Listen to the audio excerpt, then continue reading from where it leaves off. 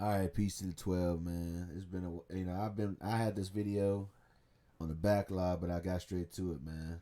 All right, all praise to Yahawashi for that. Anyway, this title's gonna be called "Defining the Devil, One Face at a Time." All right, so what is a devil, man? And what are these entities and yada yada yada? These are all false gods, of course, but we're gonna get into that, man.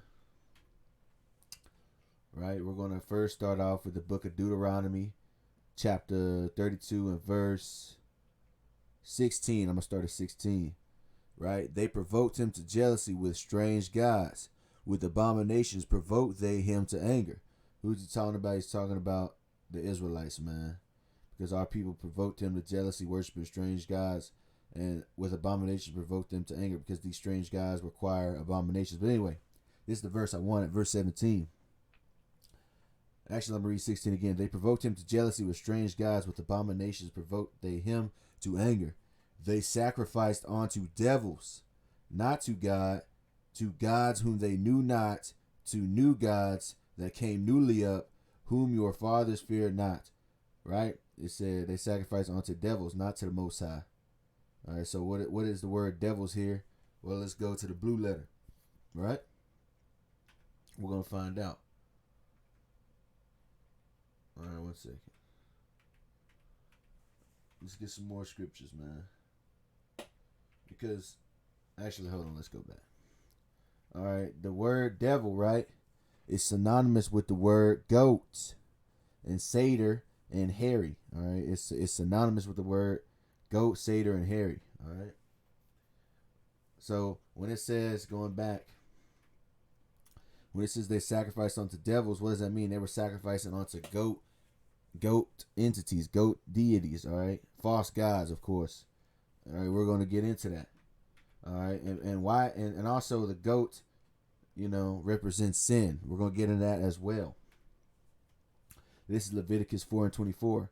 And he shall lay his hand upon the head of the goat and kill it in the place where they kill the burnt offering before the Lord. It is a sin offering. All right. Now see. All right, and then of course verse 7. And he shall take 2 goats and present them before the Lord at the door of the tabernacle of the congregation. And Aaron shall cast lots upon 2 goats, one lot for the Lord, and the other lot for the scapegoat. And Aaron shall bring the goat upon which the Lord lot fell, and offer him for a sin offering. See, back in the ancient world, the Israelites offered animal sacrifices for when we committed sins, basically. All right. Okay, that was done away with when Yahawashi came on the scene, who was ignorantly called Jesus Christ, and he died to be a repentance of sins for the nation of Israel. Anyway, you can read more on that in Romans 9th chapter, but it'll tell you who he died for. But anyway, so the goat represents sin. That's why it was sacrificed for a sin offering. Now somebody will probably come back in the comments and say, well, they also offered bullocks and bulls for sin offerings, which is true. But we're going to go even more further to show you that the goat represents sin, right? This is Matthew 25 and 32. It says, and before him shall be gathered all nations, and he shall separate them one from another, as a shepherd divideth his sheep from the goats. And he shall set the sheep on his right hand, but the goats on the left. All right, so the sheep represent the righteous, and the goats represent the wicked. All right, once again, represent the sinners. All right, the defiled. How do we know that? Matthew 25 and 41. Then shall he say also unto them on the left hand, see, the goats are on the left. Then shall he say also unto them on the left hand, depart from me, ye cursed, into everlasting fire, prepared for the devil and his angels. All right. Remember, once again, a word for devil is what? A word for devil can be a goat, a hairy, or a satyr. That's going to come in mind. That's going to come into play later. All right. But this devil is not speaking about the spiritual demon Satan, but it's speaking about the Esau and his angels, meaning Esau and his technology. But we'll get to that later. Now, all right, as you see, it says, "What is a devil?" Question mark. Well, I kind of already proved it, but let's, like I said, it could be a goat, devil. A kid is just another word for a goat. Devil, satyr, which is a goat man. Hairy, rough. Right? All right, point one. Devilish false gods. Right? This man's, Pan, Baphomet, Cernunnos, or Kernunos, however they pronounce it. And I can't remember this one's name. Anyway, they're all false gods, but notice the horns, man. All right, so this guy is called Nigomesha. Now remember, I said the goat represents sin. And let's go back. I want to make this as plain as possible. They sacrificed onto devils. They sacrificed onto goats. All right, goat gods. To gods who they knew not, to new gods that came newly up, whom your fathers feared not. And those strange gods, which are false gods, they require abominations, meaning things that the Lord speaks of you not to do in the scriptures. They require them of you. All right, whether that be human sacrifice, whether that be orgies, whether that be blood drinking, whether that be, and this is serious, man. Anyway, this is Nigomesha, or Nigomesha. I don't know if I'm pronouncing that right. But anyway, also known as Haringameshi, is a goat-headed or deer-headed deity associated with children. All right, so this is a goat-headed deity that's associated with children. You're going to find out that there are more than just him that are associated with children, man.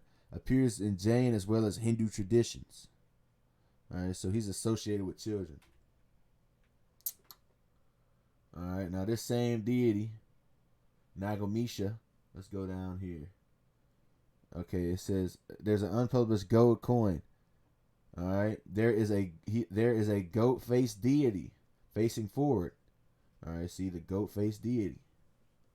See if there's anything else I wanted, man. You're gonna find out that all these nations basically worship some type of goat figure, man. All right, and as you know, what do they say all the time in the world? Oh, he's the goat. That's goated, etc. But anyway, look at this, Nagomesha. Look at this. Sometimes he is a demon with the head of a goat, also called Nigomesha. The etymology of the word is uncertain. All right. In fact, the word denoted a ram on which the child was seated and bathed. All right. Thus purified the evil eye of Gra, whatever the hell that is. See if there's anything else I wanted, man.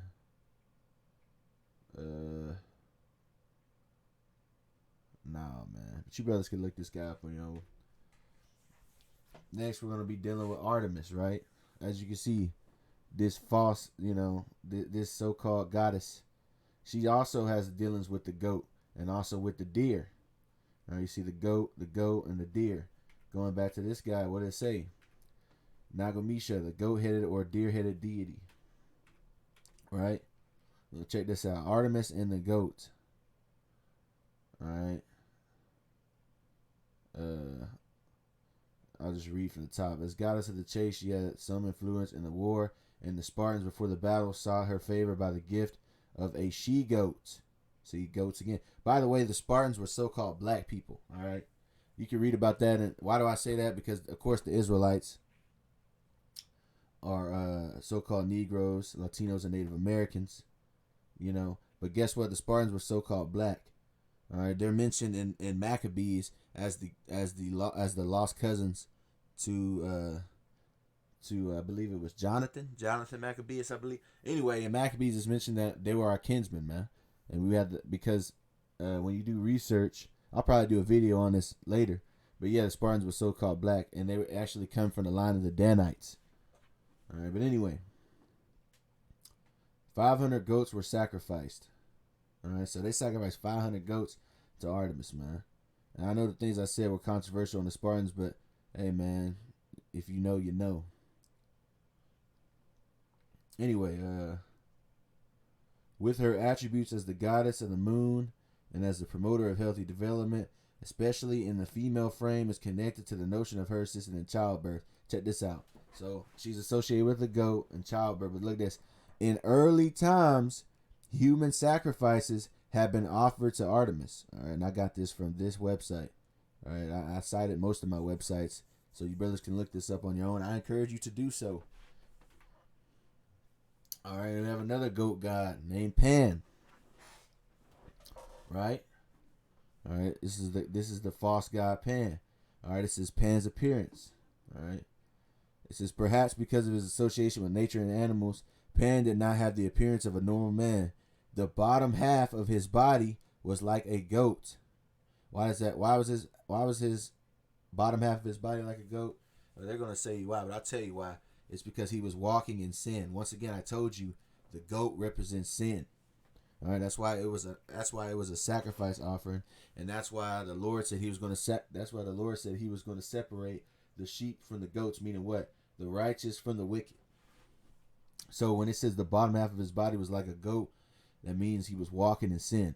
Anyway, with the top half of his body being like other men, however, he is often depicted with horns on his head, and his face is usually unattractive. All right, the horns represent a crown, rulership, meaning what? You know, he is ruled over by sin once again, because the goat represents sin. But anyway, Pan is famous for his. Now check this out, man. You're gonna learn. You're gonna learn that all these deities pretty much require similar things, man. And they're not deities; they're false gods. There's only one power in the entire realm, and that is Yahawah, man. And his only begotten son, Yahawashi, is the only king of kings, man. All right, but anyway, Pan is famous for his sexual prowess and is often depicted with a phallus. A phallus is what? Your male genitalia. All right. Diogenes of Sinope, speaking in jest, related a myth. Now check this out. This is off as hell, man. Related a myth. Pan learning masturbation from his father, Hermes. So Pan learned how to beat it from his damn father, man. In this damn myth, and teaching the habit to shepherds. So after he did that, he started teaching other people how to do it. There was a legend that Pan seduced the moon goddess Selene, deceiving her with his sheep's fleece. Women who had sexual relations with several men were referred to as Pan girls. All right, and there are a lot of Pan girls in 2022. Let me tell you, because there's a lot of girls. They just straight up, you know. They getting ran down. You know, ain't no virgins out here. The only virgins out here is olive oil, man. You know, I shout out to Chronicles for that. But yeah, it says women who had sexual relations with several men were referred to as Pan girls. There's a lot of Pan girls in America, I'll tell you that. All right, check this out. A.G. Pan literally means goat Pan. Was a Pan who was fully goat-like, meaning what? Fully in sin, just fully wicked. Rather than half goat and half man, when the Olympians fled from the monstrous giant and hid themselves in an animal, Japan assumed the form of a fish-tailed goat. All right, you see that fish-tailed goat? That's where you get the so-called zodiac sign from, the Capricorn. If you look at Capricorn, it's a fish goat. That's where this comes from, this man Pan. All right, so going back, where's we at? The fish-tailed goat. Later, he came to the aid of Zeus in his battle with Typhoeus by stealing back Zeus' stolen sinews. As a reward, the king of the gods placed him amongst the stars of the constellation of Capricorn. Yeah, madness. The mother of Japan was Aix, which is what? The goat. See, don't people say this today? Oh, that's the goat right there. Well, this woman's name literally meant the goat. Was perhaps associated with the constellation of Capra. I just went into that. All right, check this out. This is the point to the word devil, right? Check this out. Pan's goatish image recalls conventional faun-like depictions of Satan. All right, so they're equating Pan with Satan. The similarities between conventional representations of Pan and the devil were observed by the occultists Aleister Crowley and Anton LaVey, the latter of whom said in the Satanic Bible. So Pan is associated with Satan, man. So that shows you that these people have been working with the spiritual demon Satan. And we go back to Naganadesh, or whatever his name was, Naigamesha, right? It said what? He was sometimes depicted as a demon. Sometimes he is a demon. So coming back here, man. Once again, Pan's goat's image recalls conventional faun-like depictions of Satan and Pan and the devil. All right, and Anton LaVey equated that. He created the Satanist Bible. All right, now let's see what this man said. Anton LaVey's quote: Many pleasures revered before the advent of Christianity were condemned by the new religion.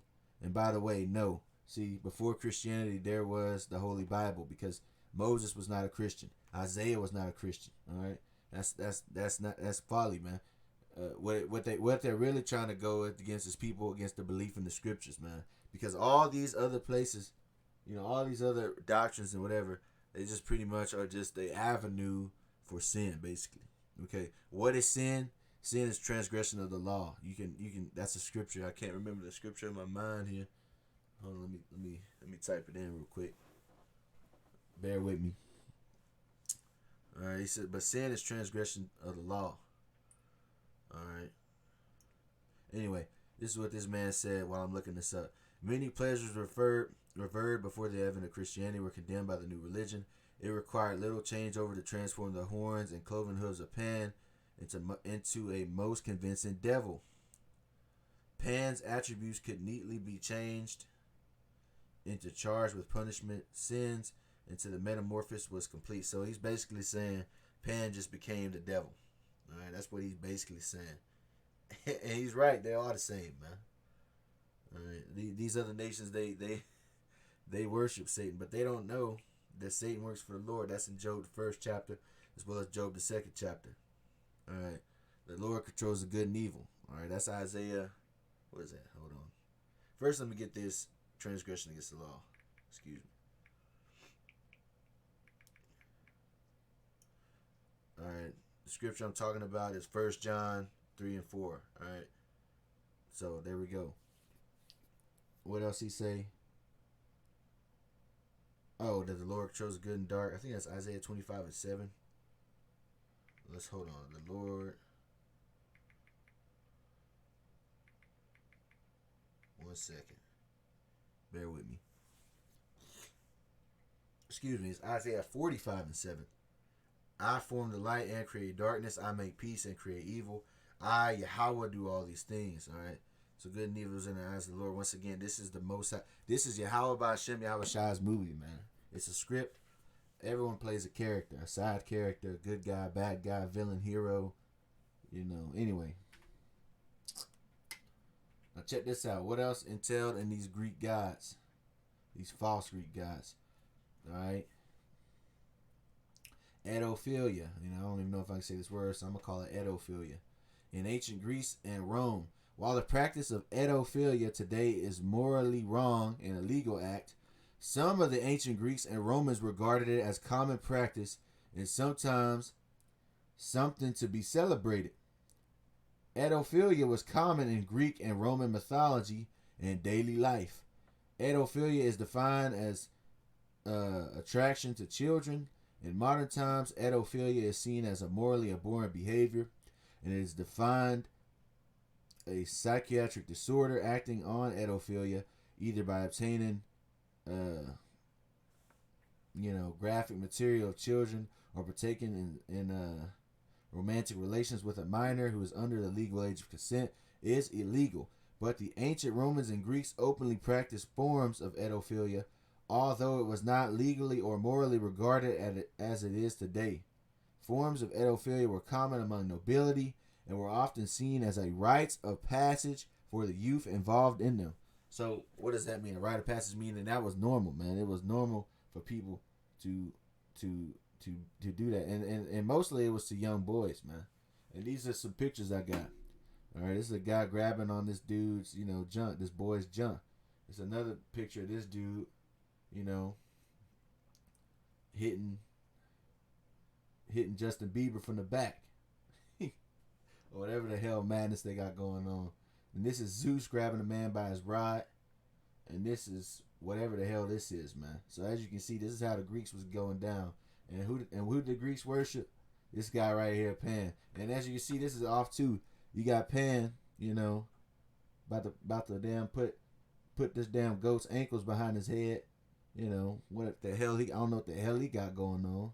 All right, and this by the way is the devil that Anton LaVey was talking about. This is called the Witch's Sabbath, and this is what these witches were worshiping. The full goat-headed man, which was what? Going back to here.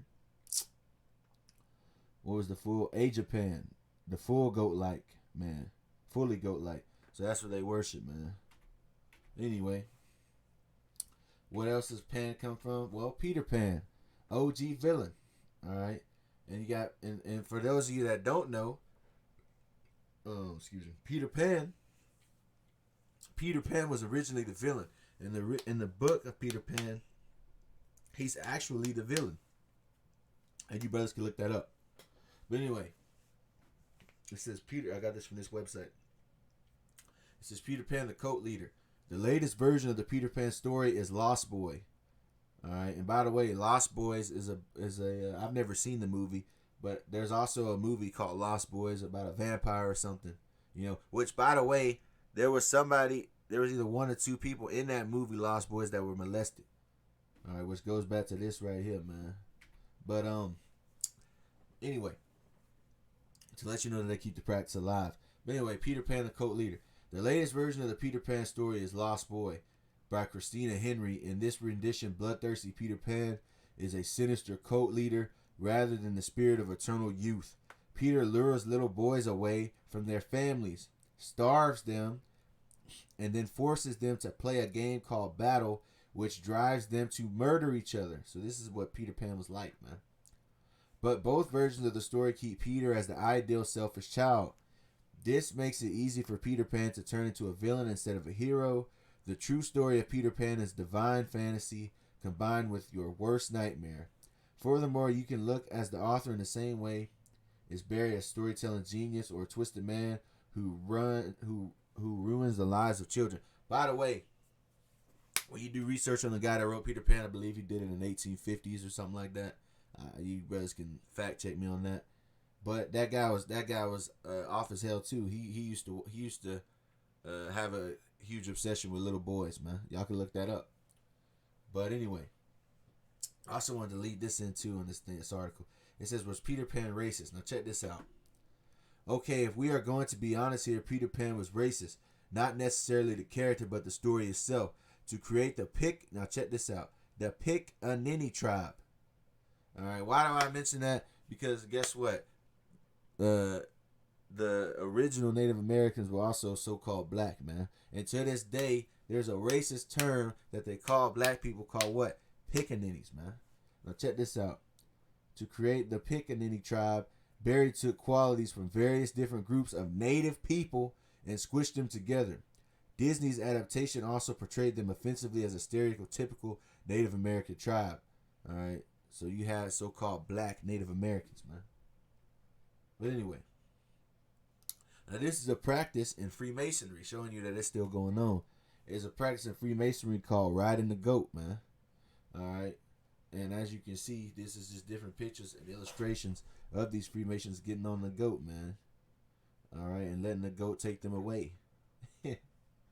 You know, which goat, you know, that's show you they've always been worshiping the goat, man.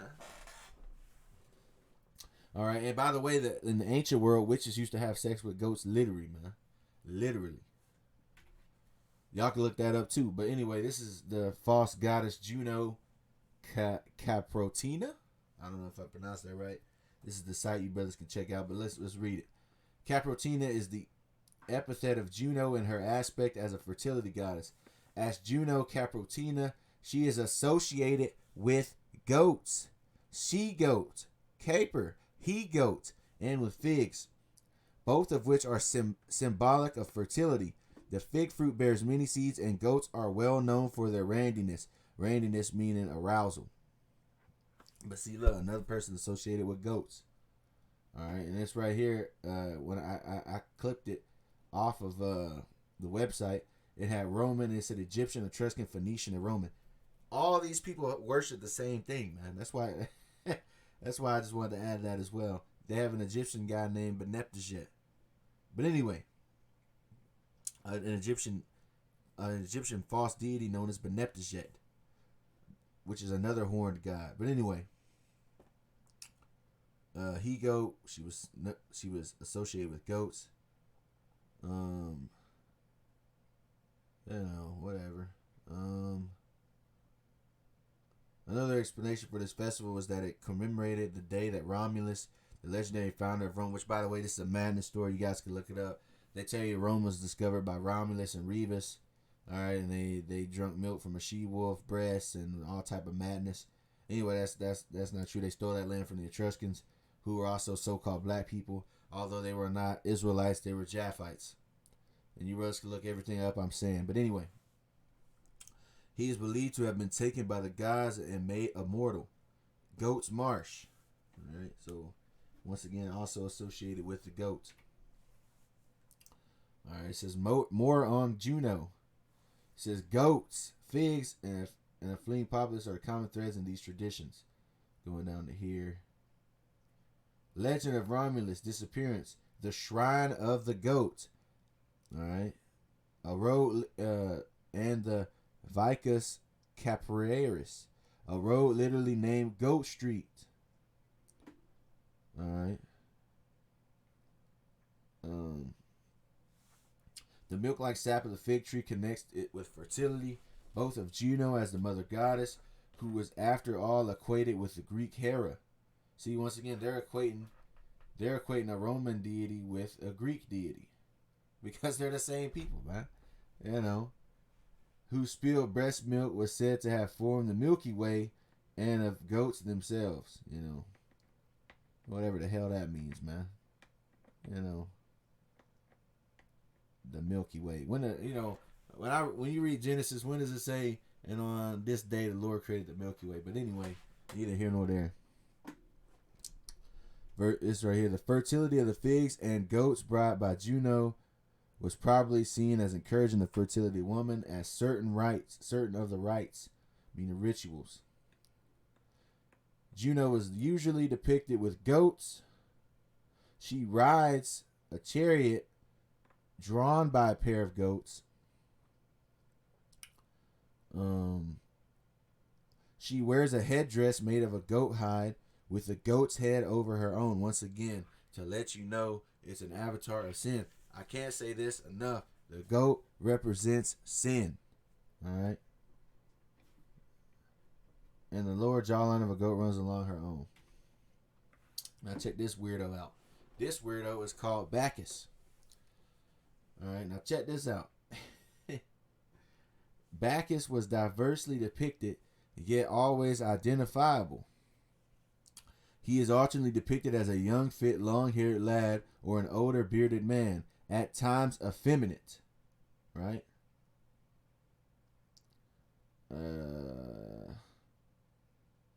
He and his followers usually carried a thyros. I don't know if I'm saying that right. It was an overly phallic symbol of a pleasure and fertility. Phallic meaning what? Phallic means something that resembles a male's rod. Alright, I'll put it like that. Made from a staff of a giant fennel covered in leaves and vines and topped with pine cone. But check this out. Bacchus was often, and okay, by the way, Bacchus, see, everything's connected. Bacchus is where you get the term bachelor's degree or bachelor party or baccalaureate. See, when you go to college, people get bugged out and start drinking a lot, having keg parties, orgies, trains, threesomes. All right, when you go to a bachelor party, you have strippers and people do things that they hide in a closet afterwards, man. That's so-called bachelor parties. All right, well, that comes from Bacchus. Now check this out. Bacchus was often accompanied by satyrs, men with goat-like features, meaning he was accompanied with people walking in sin, because a satyr, once again, is a man with a goat lower body, meaning what? They walk in sin. All right, all these heathen do it. Usually depicted. Now check this out. Bacchus was often accompanied by satyrs, men with goat-like features, usually depicted with erections, and female maenads, as called Bacchae, usually portrayed in drunken dance.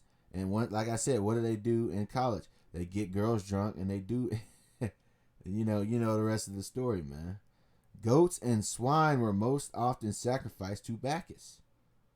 All right. And once again, that's a heathen custom because the Israelites did not sacrifice swine ever, man.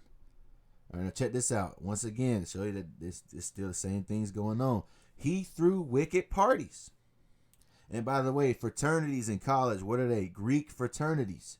They call them Greek fraternities, man. And they have Kappa Alpha and all that other madness, man.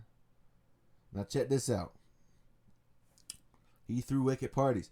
Secret ritualistic parties called Bacchanalia were held mid-March, attended only by women at first. So it was originally just a secret base for lesbianism. The festivals soon were open to men and took place 5 times a month. They became the ancient day. Check this out. They became the ancient day frat party, filled with drunken revelry, sexual liberty, and general debauchery. All right, which sounds like your local college party, right? You know. They were so infamous that they were banned for a time by the Roman Senate. Along with fun shenanigans, the parties were often a place for conspirators where people felt free to speak their minds. This led because to earn the party nickname of the liberated, loosening tongues with freely flowing wine. All right. Anyway, although these parties are remembered mainly for celebration and wine, check this out. Sexual promiscuity with often violent, large-scale orgies were commonplace in the nocturnal festivals. And you have this today, man. You have a lot of people, they catch a case at these parties, man. Something you might want to note the next time that someone invites you to their blowout bacchanalia, you've been forewarned. So people still have blowout bacchanalias.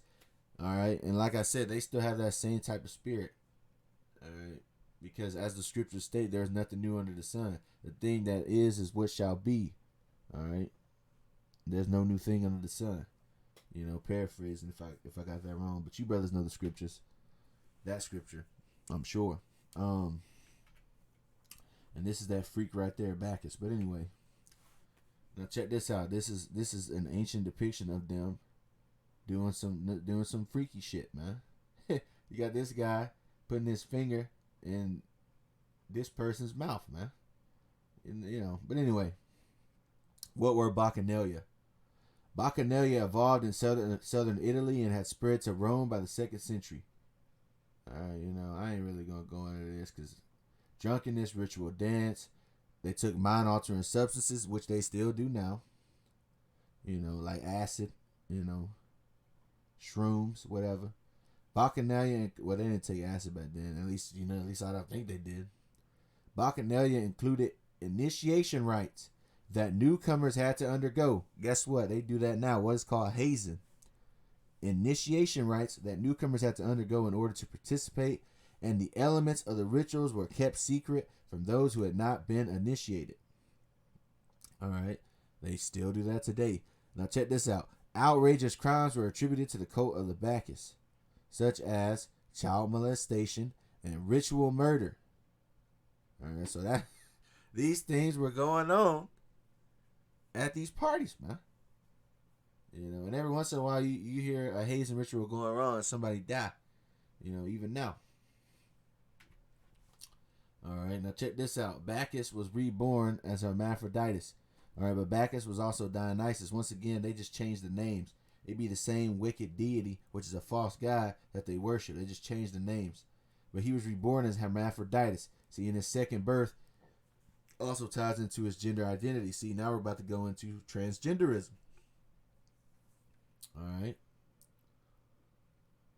Now check this out. While Greek myths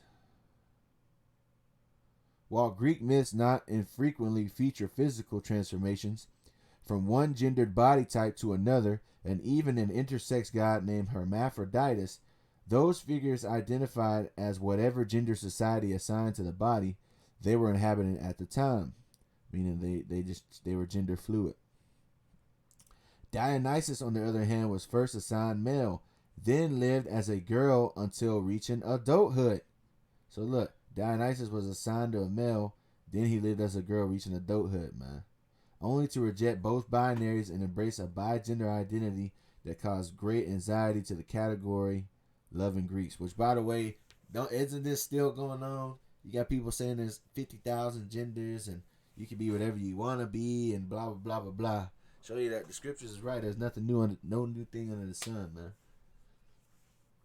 And show you that they're still keeping these customs alive. They just don't say that we do this for Bacchus. Now they say we do this for science and gender studies and this and that. But it's still the same wickedness, man. Anyway, it is possible that his gender identity was a non-Greek cultural origin. The theory that got it from original Middle Eastern is correct. Yeah, that's right, because Middle Easterns also have trans deities. You know, to show you, like I said, all these heathen have these type of deities, man. Alright. Transness or non-binariness as a social identity, but we're very aware that some men were not real or complete men because of elements of femininity in their soul. Dionysus' open embrace of his femininity was actively transgressive and horrifying. See, once again, they had trans deities, man. They were pushing that back then. Alright. His femininity attached to a body defined as a male is a large part what made him threatening. Despite ancient Greek women needing to live lives as exemplary sexual self-control if they wanted to survive, while ancient Greek men happily engaged in orgies and wrote about grape as if it were a casual sport. So they was out here, forcing themselves upon people. Sexual self-control was considered a purely masculine virtue. Intense desire and the inability to control it were the afflictions of women, or particularly effeminate men. The fact that he sought out women and offered them wine, which, by the way, don't they do that now? People search out women, offer them drinks so they can get girls drunk, which is a ritual of the Bacchus. Something their access to was heavily restricted due to the belief that it would make them lose what self-control they had. Exactly. People drink and then they, that's a wrap. I'll put it like that. We can still see this spirit today in the cis male. So you can tell whoever wrote this thing is one of those people, man. One of them purple-haired, nose ring, rainbow snapback, backwards, skateboarding, tatted up, chick, man. Who's mad at the world and goes home every day and finger pops herself with a glass of wine, watching them, Sex in the City. Or whatever the hell they got going on. But anyway, check this out. Now, where was I at? Something about cisgender. Whatever. Anyway, we can still see this spirit today in the cis male. Anxiety around queer and female sexuality, so afraid of losing their sexual dominion over women that they attempt to control it through legislation and violence. Whatever the hell that means, man. That which is completely against the scriptures. We'll get that in a minute. But y'all can read the rest. Y'all can pause and read this. I ain't gonna read this whole thing. Now check this out. Dionysus is a god for the queer, the feminist, and particularly those whose gender falls outside of cisgender binary, as the divine pioneer of weaponizing a party to defend your rights. The upcoming Pride session seems like a particularly appropriate time to call on him. What they call on the name of this guy, Bacchus. So pour him a drink and invite him in. See, Dionysus so there you go. They had that same spirit back then. That rebellion, queer, feminist, gender signs and all that. But anyway, guess what? That's against the scriptures. 1 Corinthians 11:3. But I would have you know that the head of every man is Yahawashi, and the head of the woman is the man, and the head of Christ is God. And a lot of people hate this scripture. The head of the woman is the man, man. It tells you that in the beginning, Genesis 3:16. Unto the woman he said, I will greatly multiply thy sorrow and thy conception. In sorrow thou shalt bring forth children, And thy desire shall be to thy husband, and he shall rule over thee. See, there's an order, man.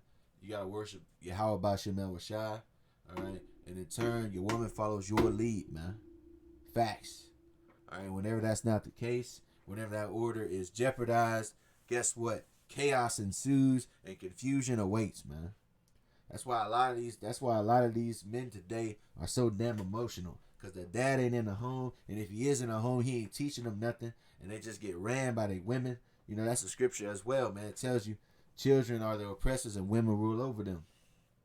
You know, why is that? Because that's how it is, especially with our Israelites, man.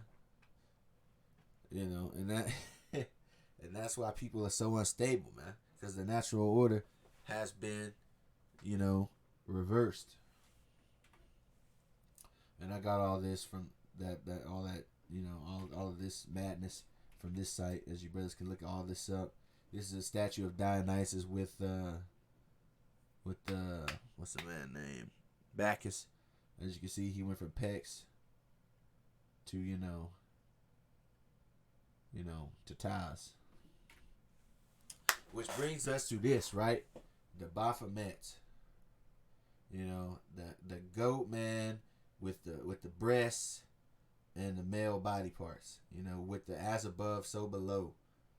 Alright, but anyway, check this out. Baphomet is a deity allegedly worshipped by the Knights Templar that subsequently became incorporated into the various and occult and mystical traditions. The name Baphomet appeared in a trial transcripts for the Inquisition of Knights Templar. Anyway, here we go. Like I said, it goes for the Witch of Sabbath, right? Since 1856, the name Baphomet has been associated with the Sabbatic goat. All right, people that worship the goat. The image was drawn by Eliphaz Levi. For those of you that don't know, see, speaking of this, Eliphaz, right? Well, Eliphaz was the son of Esau. I wonder why. And Eliphaz happened to write this, man. So did he know who he was and where he came from? Probably. But he's the guy that created this image that we know as the Baphomet, which contains binary elements. You see that? Binary, same word that was in here earlier. You know, binary. You know, wherever it was at. It contains binary elements representing the simulation of the equilibrium of opposites. Half human and half animal, male and female, good and evil. On one hand, Levi's intention was to symbolize his concept of balance. You know, whatever, blah, blah, blah. A bunch of madness. Baphomet represents the tradition that should result in a perfect social order. So that's what they believe to be a perfect social order, man. You know, which is the divine transgender. Now check this out, Aleister Crowley. You brothers should definitely look this nut job up. Aleister Crowley is pretty much responsible for pretty much all these new quote unquote new age religions and doctrines, man. But anyway, here we go. The Baphomet of Eliphaz was to become an important figure within the cosmology of Thelema. By the way, the word Thelema means do what you want. Also, it means chaos. The mystical system established by Aleister Crowley in the early 20th century, Baphomet features the creed of the Gnostic Catholic Church. By the way, the Catholic Church has nothing to do with the scriptures, and it's also involved in this as well. And I believe in the serpent and the lion mystery of mysteries, in his name, Baphomet. All right. In magic, Crowley asserted that Baphomet was a divine androgyne, meaning a tranny. You know, I don't even know if I used that word, but whatever. In the hieroglyph of arcane perfection, seen as that which reflects what occurs above, so reflects below, as above, so below. Like I said in this image, he has his arm up and down, as above, so below. Anyway, I ain't gonna read all this, but check this out. Aleister Crowley equated it with the devil.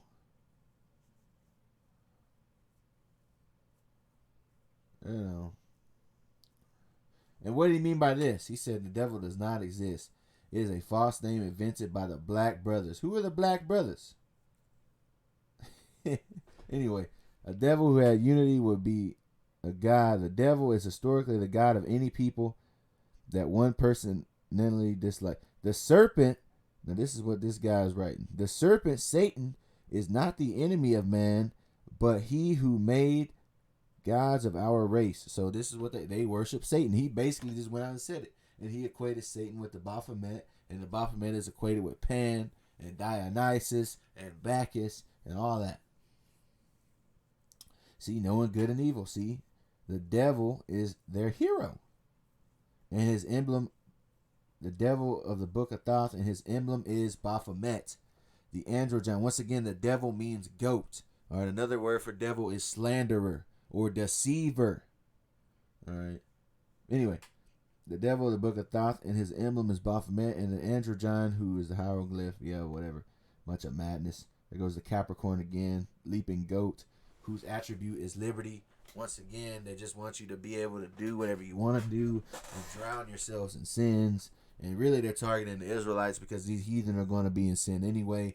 It's in their DNA. So all this is to target the Israelites, man. So we can do what these other nations do.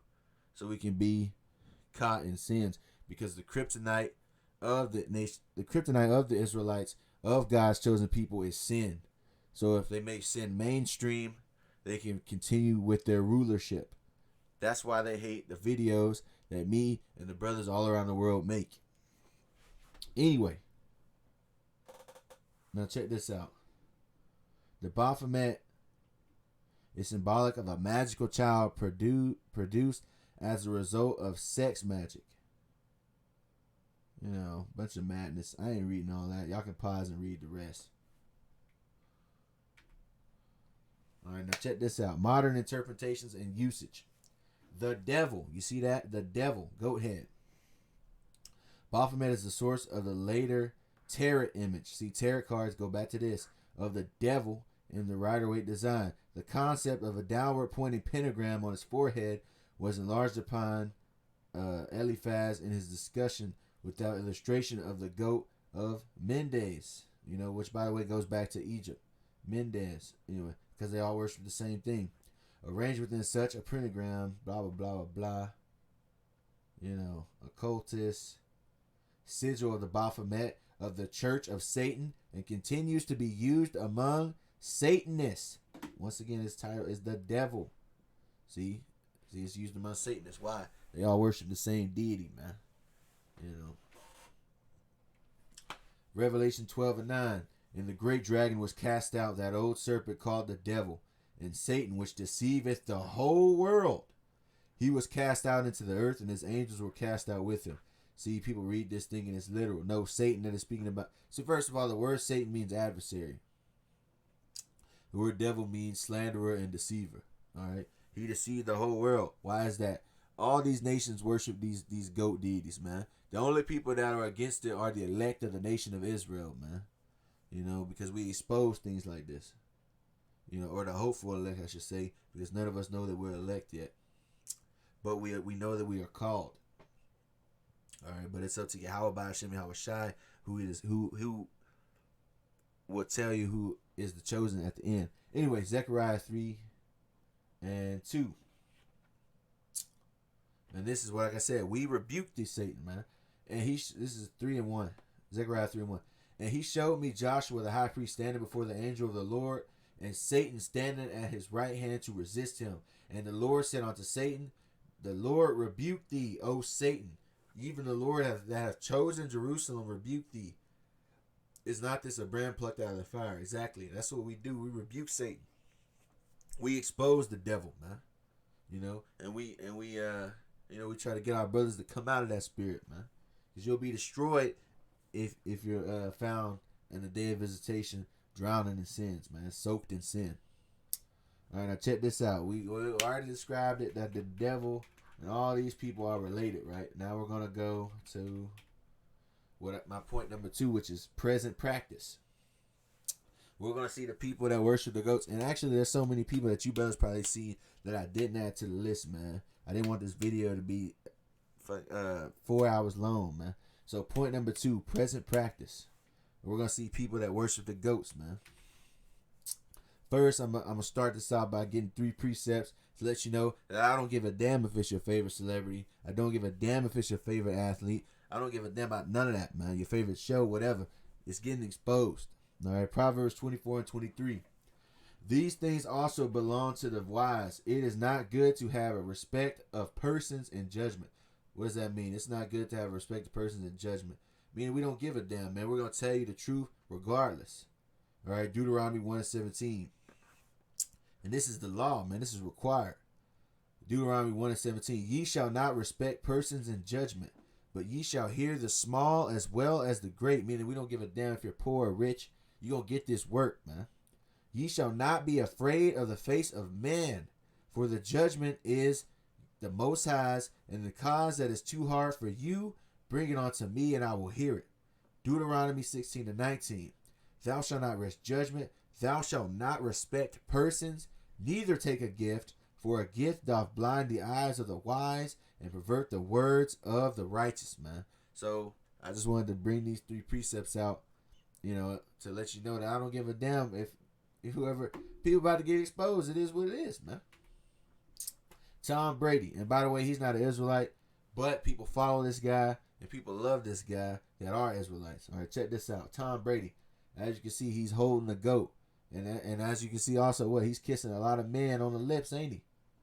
Right now, check this out. The reason I use Tom Brady first is because this dude just admitted that his wife was a witch, and y'all can look this up. All right.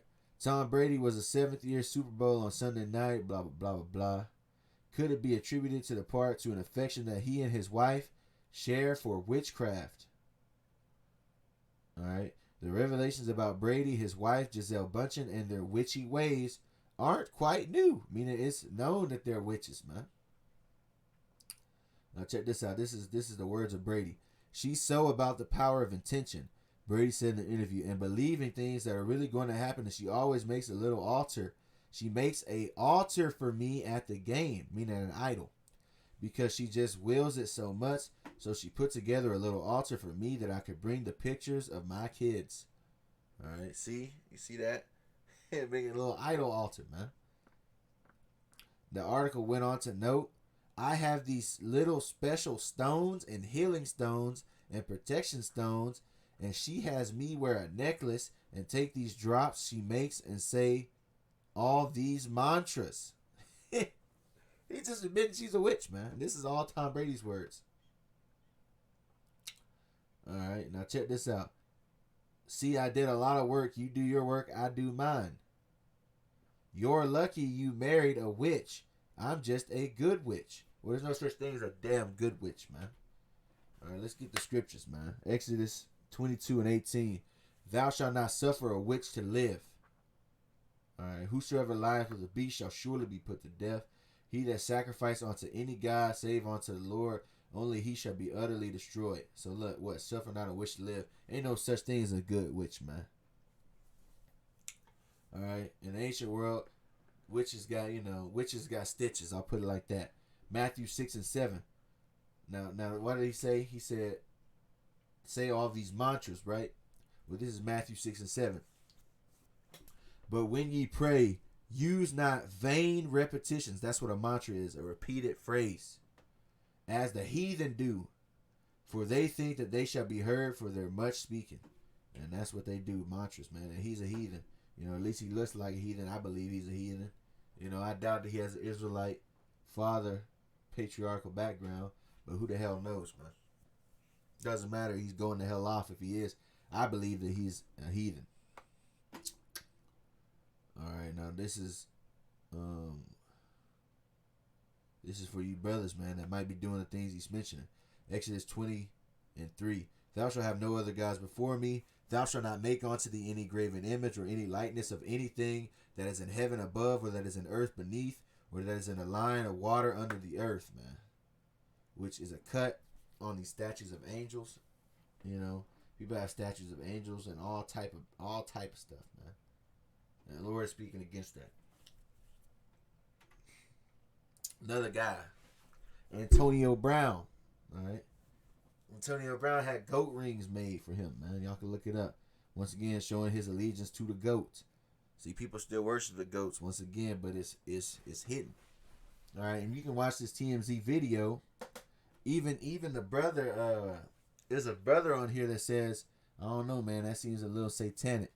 You know, if y'all watch the video, man, it's a TMZ video. Y'all can look it up. So even the brother caught on to that this was you know, kind of weird that he got this goat ring made. You know, he's also done other things in the past, but that's not pertaining to this video. It's also in music. All right, three-headed goat. You have, who is this? Lil Durk throwing up the horns with Polo G and Lil Baby. You also have Hot Boy Goat Talk. All right, and I mentioned this before in a video. The black, white, and red is for what you call the black mass. All right, which is Satanism. All right, the color codes between black, white, and red. That's why if you ever look up an artist, you'll see at least one album that's black, white, and red. All right, and he's throwing up the horns. They're all showing their allegiance to the goat. And he has a remix of Goat Talk with Polo G. So this nigga's in 2 goat videos, man. And like I said, the phrase the goat is used so widely now. And guess what? Sheep is used as an insult. People say, oh, those are sheeple. And just like a sheep and this and that. But guess what? The Lord, Yahawashi, was referred to as a lamb. All right, but guess what? Sheep are referred to as a negative light. You got this nigga Shannon Sharp. Shannon Sharp's wearing a goat head, putting his finger on his lips. As above, so below. He's got the hand up and the arm down. Here's a picture of him feeding the goat, and he's holding the goat right there. So this nigga, he's there with a goat. You know, and he's a LeBron James worshiper, which brings me to the next guy. You know, LeBron James, which once again, right, red, black, and white. All right, for the black mass, you can look that up, man. But anyway, the goat. Picture of him staring at the goat as an artist drew. You know, and people throw out goat all the time, and they say, "Oh, it's greatest of all time." No, man. No. There's a reason the word goat is so popular, man. In Fairly Odd Parents, Chompy from Fairly Odd Parents, right? And look, you got Chompy, this cartoon goat. He's behind the mirror, letting you know what? That the goat is behind this man's. This is who he worships, but you know, the goat. The goat is behind this man. All right, if you guys understand what I'm saying. All right, in True Blood, there's a scene where this guy was trying to portray himself as a god, and this guy says, "Bullshit, God has horns." What horns was he talking about? Goat horns, horns of the goat. All right, that's a True Blood episode, man. Now my final point is going to be on the man of sin, which is Esau, man. All right, and I'm gonna prove that. Like I told you, the goat represents sin, right? Well, this is Genesis 27:16, and she put the skins of the kids of the goats upon his hands and upon the smooth of his neck. All right, so crash course. All right, Jacob and Esau were twins. All right, brothers. All right, and at one point, in order for Jacob to get the blessing for the Israelites, he had to put on a coat of goat skin, so his father would think that he was Esau because his father was blind and he would touch him. But that's a double sign, all right? Because Esau is hair, but guess what? The goat skin represents once again devil, all right? Like I said, the word devil and goat is synonymous. I showed you that already. All right, now in Daniel, the 8th chapter, he mentions a little horn, which is the Greek king of Antiochus. All right, so he sees a one-horned goat, which represents Antiochus. All right, Alexander the Greek, which was also a child of Esau. Alexander, he had coins made of himself with goat horns. Y'all can look that up. All right, now check this out. 2 Thessalonians 2:3. Let no man deceive you by any means, for that day shall not come except there come a falling away first. What was the falling away? Israelites being stripped of their nationalities and being known as these different names like African American and all other type of madness. All right, so a falling away happened first. Now check this out. And that man of sin be revealed, the son of perdition. Who is the man of sin? Once again, Esau. All right. Once again, like I said, the goat represents sin, and he's associated with the goat.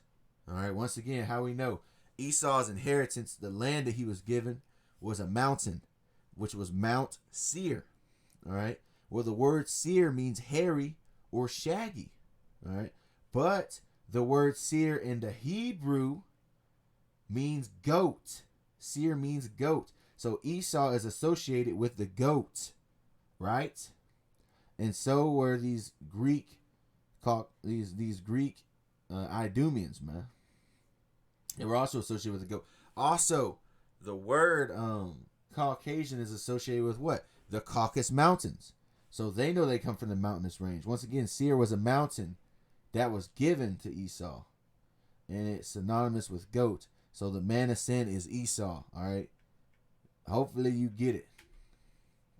2nd Ezra 6-9. For Esau is the end of the world, and Jacob is the beginning of it that followeth. Who is in? You tell me who's in rulership right now.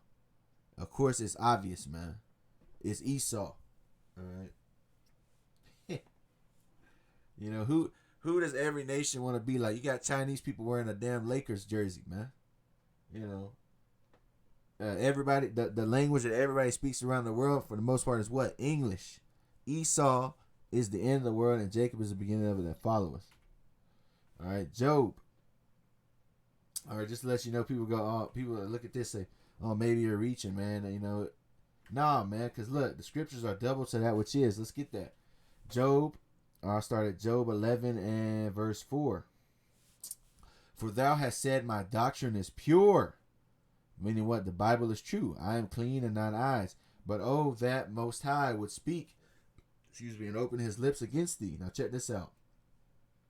And that he would show thee the secrets of wisdom, that they are double to that which is. Exactly. When you read the Bible, you read a verse. Sometimes that verse is double to that which is, man. You know, it can mean two different things. It could be deeper. It could be a deeper level of speak, if you understand. So he said, and he that would show the secrets of wisdom, that they are double to that which is. Know therefore that the Most High exacteth of thee less than thine iniquity deserveth. So the Lord put certain scriptures that resonate multiple times, man, and not just mean one thing, right? So I just wanted to get that out. All right. Once again, who creates the Satanist church?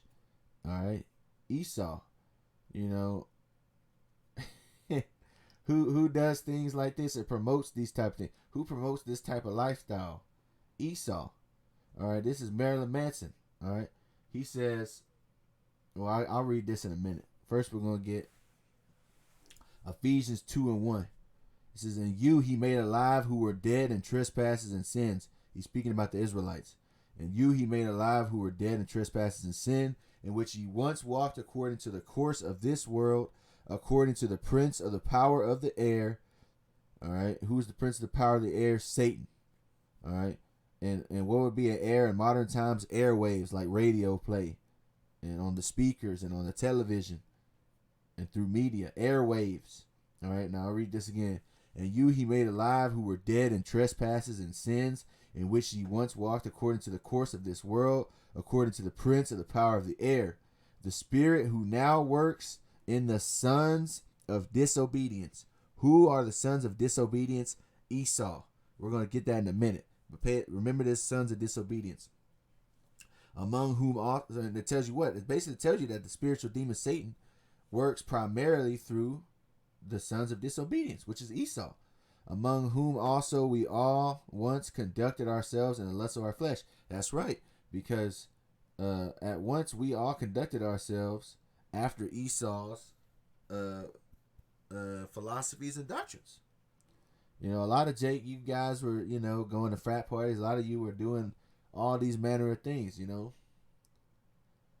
So what? It says, among whom also we all once conducted ourselves in the lust of our flesh. Because at this time, we had a lot of Israelites that were acting like the Greeks. That's why it tells you about the Jews and the Greeks. When we go to the blue letter, the word Greeks means what? Sometimes the word Greek means a Jew who believed himself to be a Greek. That's also mentioned in Maccabees, how certain people made covenant with heathen, all right, and started believing that they were heathen.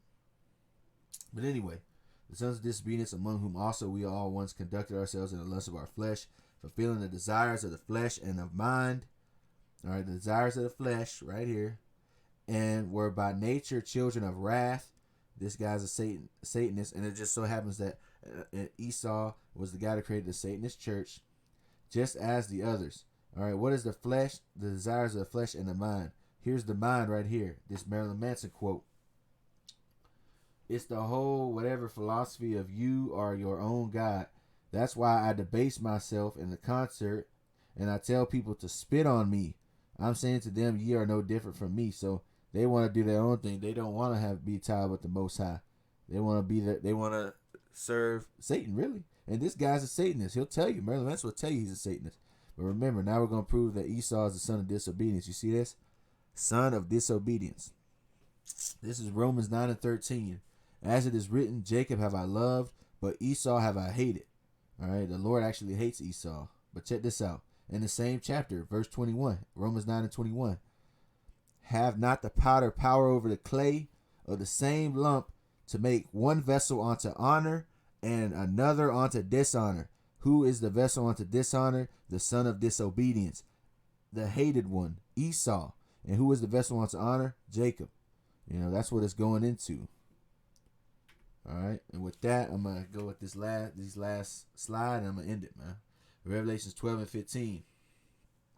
And the serpent cast out of his mouth water as a flood after the woman, that he might cause her to be carried away of the flood. See, this is a, you have to be in the scriptures to know what this is talking about. This is not literal. All right, the serpent is Esau, and he cast out of his mouth water. What does water mean in knowledge? Meaning he cast out his water. He cast out his philosophies and his doctrines, his dogma, if you will. And the serpent cast out of his mouth water as flood after the woman. Who's the woman? Israel.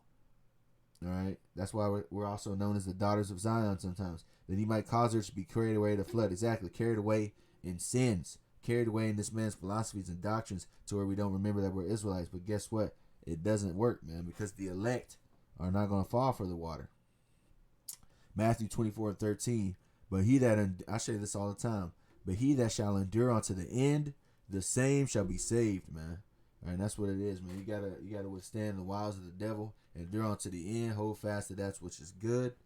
All right, and the same shall be saved. That's who will be saved, man. And with that, I say peace to the 12. Hopefully this lesson was edifying. And I want to give all praises, honor, and glory to the Most High Yahawah, in the name of his only begotten Son, Yahawashi, who's the Savior of the nation of Israel, King of kings and Lord of lords. All right, I want to say shalom to you, brothers, that's pushing this truth and sincerity, man. All right, and shalom to you elders that was doing this before me. All right, I'm gone.